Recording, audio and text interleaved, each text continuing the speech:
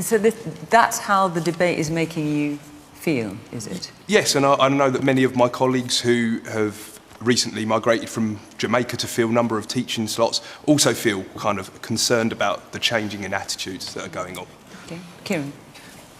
I wanted to actually tell you about a lady that I met when I first got started in politics in Birmingham, where I'm from. And actually, I thought long and hard about bringing up this example, but I thought I should. It was important that I articulate what people think. A lady who I met, she stayed on the same street her whole life. She'd grown up on that street.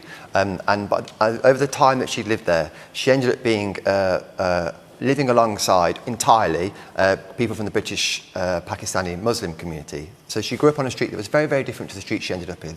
And she talked to me about how very often they would speak in a foreign language, her neighbours, that she didn't understand. A lot of the women would wear veils, and she felt a stranger in her own street. There'd been a huge change in demographics around her. And we can have a lot of sophisticated discussions about how she should be totally okay with that and just get on with it. And underneath, because it's true, we're all the same. And whatever language we speak, whatever veil we might not wear, we're all human, we're all the same, and I understand all that. But as just an everyday person experiencing massive social change around you, it makes people feel uncomfortable. And it was a change that nobody particularly voted for. It was a change that I don't think governments expected, but I don't think we've really expected the level of migration that we've had over so many years. And so it's not about whether or not individual migrants are good or decent people. Of course they are.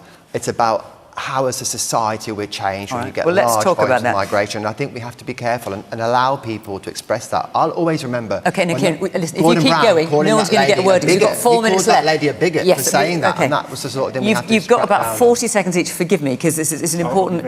OK, we'll go on. Alex, obviously one of my constituents, and you are valued, teachers are valued, and the fact is, with this argument, to make it less divisive, we have to bring order control. Deporting people who are contributing to war and danger does nothing, and bringing chaos to the system and open border does nothing. Both of those approaches bring division. Our approach doesn't. Margaret Thatcher said there's no such thing as society, and then the Tories over 14 years shut the community centres down. How do you expect people to integrate if they've got nowhere to gather together, to pray together, to eat together, even to disagree together? English language learning for foreign nationals has been cut by 25%.